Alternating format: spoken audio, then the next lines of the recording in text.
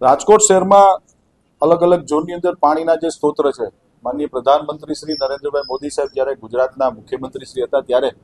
સૌની યોજના હેઠળ રાજકોટ અને સમગ્ર સૌરાષ્ટ્રના ડેમ ભરવાનું જ્યારે ભગીરથ કાર્ય ઉપાડ્યું હતું, તેના ભાગરૂપે મા નર્મદાનું પાણી રાજકોટ શહેરમાં પૂરતા પ્રમાણમાં રાજ્ય સરકાર દઈ રહી છે. ગત સ્ટેન્ડિંગ કમિટીમાં નવા રાજકોટના ન્યારી ડેમની અંદર જે મા નર્મદાનું પાણી ઠાલવવામાં આવે છે અને એનો 150 MLD નો પ્લાન્ટનું જે દરખાસ્ત આવી હતી કે જે નવા રાજકોટના લોકોને ફિલ્ટર પાણી મળે એના માટેની દરખાસ્ત મંજૂર કરી હતી. આજની સ્ટેન્ડિંગ કમિટીમાં આજી ડેમની દરખાસ્ત હતી કે જે રાજકોટ સેન્ટર છે, જે જૂનું રાજકોટ છે, એને 75 MLD ની જે દરખાસ્ત હતી એને પણ ખૂબ સારી દરખાસ્ત કહી શકાય સાથીઓ. કારણ કે રાજકોટ શહેર જે મધ્ય રાજકોટ કહેવાય છે, આપણું મિડલ રાજકોટ કહેવાય, મુખ્ય રાજકોટ, એને